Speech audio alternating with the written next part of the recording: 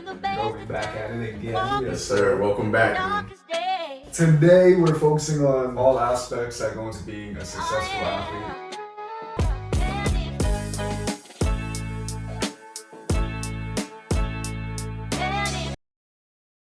Ready, sir? I'm ready, man. I bet. Born ready. If you were to start from scratch right now, how would you go about mastering the fundamentals in the most efficient way possible for any sport? That's a really good question.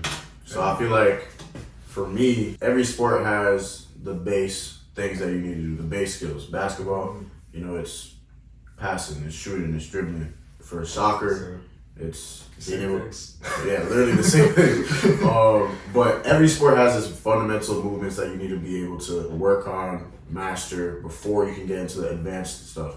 So, it's always just about taking quality over quantity. When you start training these things, these aspects, you don't want to be doing too much at an early age and you're not getting, the proper technique, the proper foundation down. If I had to start over and play basketball right now, I'd go to the gym, I'd have someone coach me how to shoot, the fundamental stuff like beef, acronyms like that. Bro, I forgot about that. I know, right? I know, but like that stuff, when you rep that over and over again and that stuff's ingrained in your head, it becomes second nature once you get to the age where you can start adding some more stuff. You can add a fadeaway jump shot, you can add a step back jump shot, stuff like that, advanced dribble moves. And so for me, it's really just about being able to get that base right and repping it, and also being able to translate it over into like a game setting. It's all about being able to practice something and then do it in the game.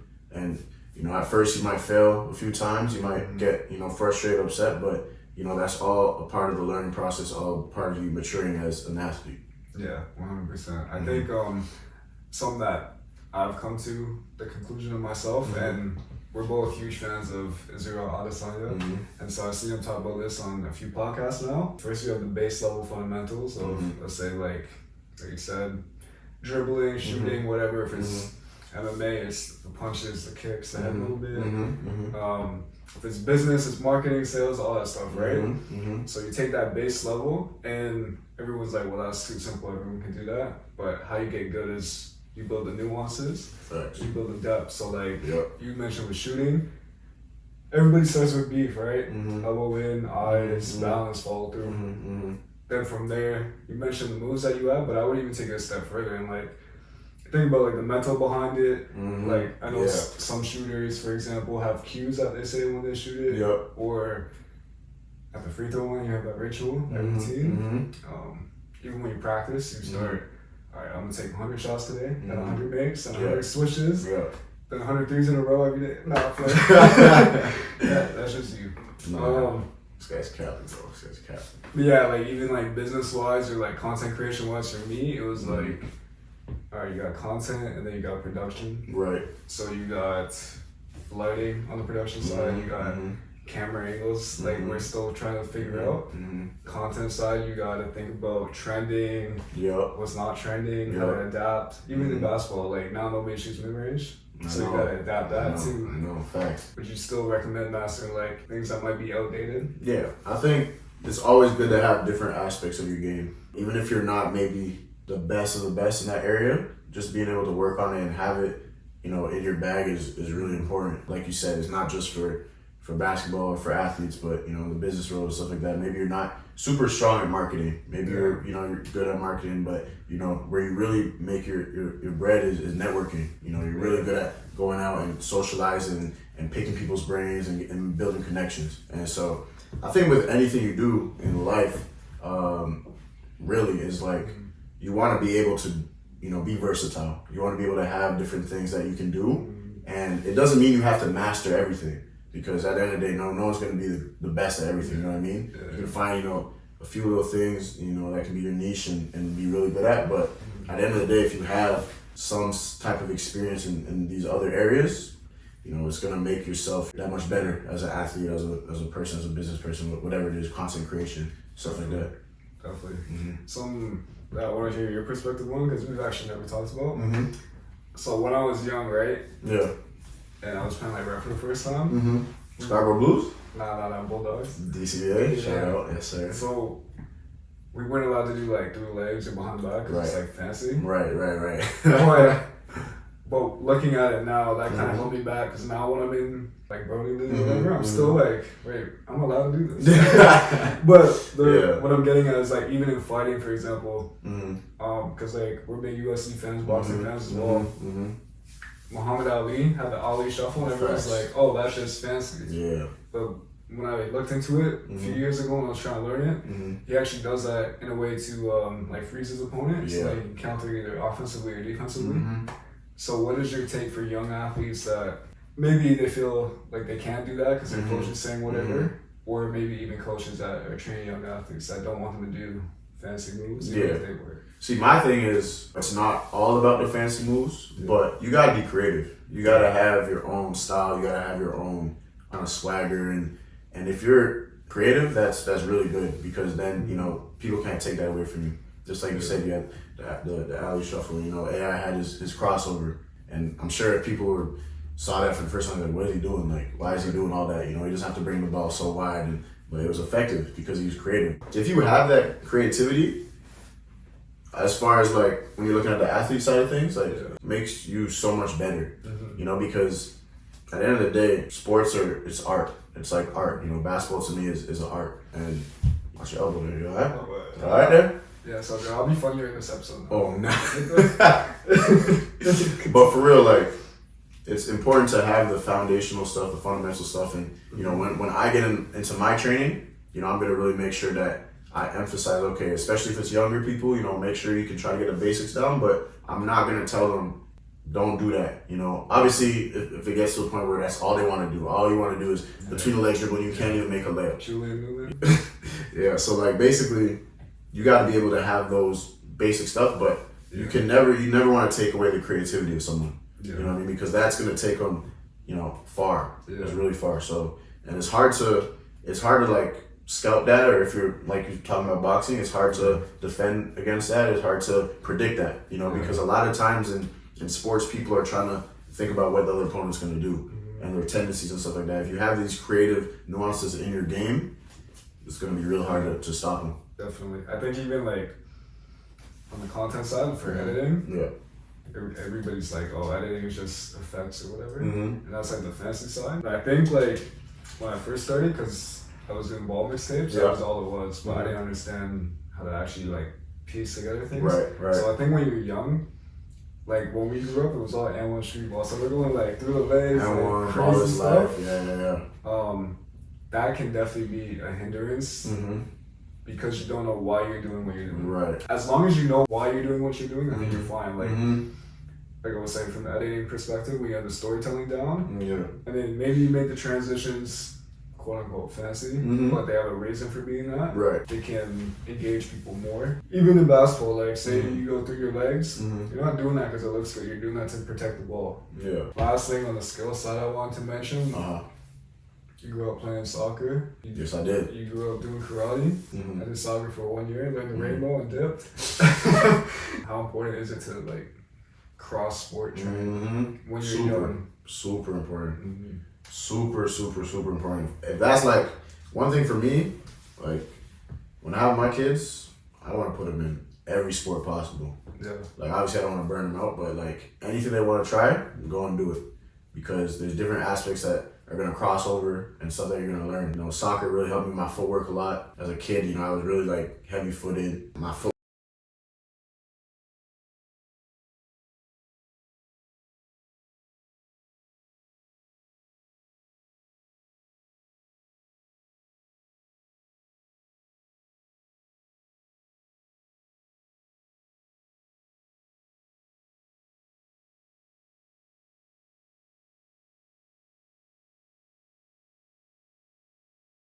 It's funny, I did like fencing when I was young. Oh. That's why I got that hand-eye coordination. Oh, okay, that's tough. But yeah, bro, I feel like it's healthier too because like you're working different muscles. Bro, it's like you're not overusing like the same things. Like say like in karate, like you're doing more stretching and like more posterior stuff. You just gotta kick high. Bro, you get more hips. Yeah. And then when you're playing ball, it's like you're doing the opposite chain of your body. So, different planes of movement too. You got the frontal plane, sagittal plane, transverse plane. Those are all fancy words. Don't worry about it. But basically, being able to do those different movements will help you. There's a running back that played for the Pittsburgh Steelers, and he talked about how dance was something that helped him, move and juke, because he was so light on his feet and he was able to move, change direction so much. Even like our guy Izzy, we see that he does dancing on his free time and he feels the music, and you can see that, you can just tell when an athlete can move well. Look at Chris Brown playing ball. Exactly. Bro, he's smooth. Yeah. And he's doesn't play it. Exactly. So yeah. So all that stuff crosses over for sure.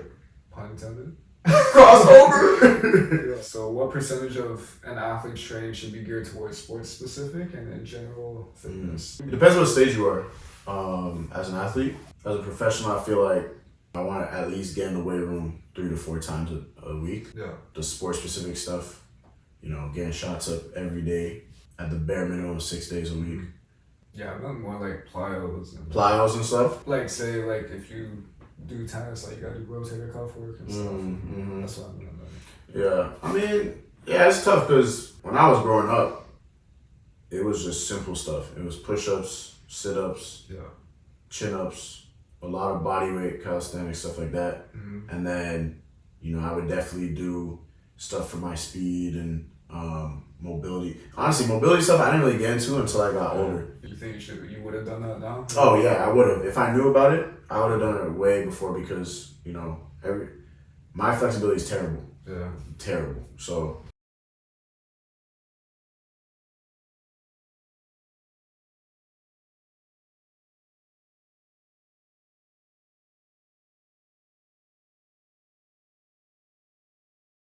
I think you definitely need to have a balance too with just sport specific training and strength training, but you don't want to overdo it, especially at a younger age. Yeah. Really focus on the skills. The skills that you develop at a younger age is going to be what, takes you to that next level. Yeah. And because you can always improve your strength, you can always work on stuff like that, because obviously there's ways to go about it. And for some people it might be easier to build muscle or to lose weight or whatever, but you're always gonna be able to do that. For me, I just feel like I balance it, but even now as a professional, I don't worry too much about strength training because at the end of the day, you're playing your sport. Obviously, you want to have the athleticism, you want to be mobile and stable and durable. That's the biggest thing, durability. But sport-specific stuff and getting in the gym and shooting, working on your game is more important. So I think for me, when I was young, I tried to lift weights before I had access to a gym, so I was lifting dumbbells and stuff. And I think I would have been much better off. And I'm talking about when I was grade 7, grade 8. Yeah. I would have been much better off just doing push-ups and squats and stuff. Then it wasn't until high school that I started doing 200 push-ups a day, 200 sit-ups a day, and then I put on 10, 15 pounds that year, which at the time was crazy for me. But something else I want to ask you about that's a big problem in primarily basketball, but I'm sure it happens in other sports. When you develop physically earlier, and they say you're 6'2" in grade 9, right? You're playing center, even though you're probably gonna stay at 6'4". 6'4", yeah. You're gonna be a guard as you get older. How do you continue to take a step back and kind of humble yourself, or maybe just put yourself in a different situation to keep growing? It's tough because with so many people, the thing about being so good at a young age is you got people telling you how good you are. Yeah. And that can kind of mess with your head, and like you said, you gotta be humble. And you just kind of are able to use your body and not your skill. Yeah, and that's the thing. If you want to play at the highest level possible for whatever you do, or not just sports, but whatever you do, you always have to adapt, and you always have to be able to be really good, and not think okay, I'm dominating right now at this age, I'm gonna be fine, because there's people all around the world that can do what you do or do it better, and they're still still working on their game, still developing and stuff like that. So it's hard to kind of tell a kid that, especially at a young age. They don't understand, but it's kind of just important about who you have around you, who you have in your circle to help you hold yourself accountable and be okay, you're really good at this right now, but listen, there's so many people. And for me as a player, the coach would always say, someone out there is working harder than you are right now. While you're playing 2K, someone's like in the gym, getting working and stuff like that. And yeah, and you never believe it. Like, and I never believed it, and then eventually it got to the point where it clicked. I'm like, okay, like, you know, you're right. And then that's when I started really getting to it. You know, I didn't know how tall I was gonna be. Like, it was like, okay, let me just work, keep working, and you know, over time, you know, you kind of just sharpen your skills and get better. I think like for me, because like I was always super lean. I mean, even now, like you have like 40 pounds on me, but and like most people do at this age now. Yeah. Mind you, I'm in the gym, you know, I'm trying to get swollen shit. I think, especially if you're undersized, like I was when I was young, you have to be more skilled. Yeah. You gotta always have something, and it can't just be reliance on your body. Because everyone's gonna get to a certain point, like around 18 to 20, where everyone fills up, and then everyone gets their man strength or woman's strength. Like, there's female athletes watching this, and it's just in the early stages to even get to that point, you have to separate yourself, and then it's gonna pay dividends in the long run. Right? Facts. We get into the recovery side. Recovery is super important. As you get older, you're gonna realize how important it is. Because there was times in high school when I felt like I was like 40 years old, because I was working out so much. I was working out 3 times a day, sometimes 4 times a day.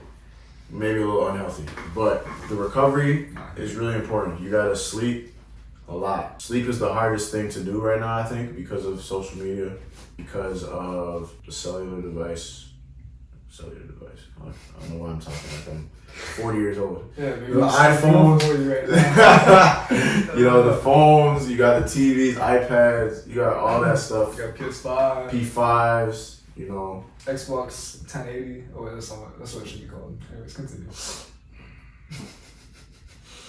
But really, like, recovery is super important, because if you don't give yourself that time for your body to heal and to recuperate, you're just gonna break down, you know. And recovering, physical recovery and mental recovery, you know what I mean? That meditation piece also helps with your mental recovery, especially if you're a high level athlete, or you know, you're a successful, you know, business, you know, man or woman, or whatever you're doing at a, you know, high level. That takes a lot of focus, a lot of sacrifice, a lot of time. You know, you're gonna sometimes wear yourself out a little bit. So, you know, being able to give yourself that mental reset is really important. Stretching is something that for basketball I haven't done a great job until the last few years. The most important aspect is sleep. You know, getting a good amount of sleep. You know, 8 hours, around that. Your diet, what you're putting in your body is also important. There's been times for me that I haven't been great with that. And, you know, obviously there's conflicting information with diet. Like a man like Ocho Cinco that eats McDonald's all the time, and he was a high-level NFL athlete. Staying hydrated is really important. And then get in the cold tub. Yeah, I was gonna say, you think younger athletes should do that, or they should wait till they're gonna start lifting, probably?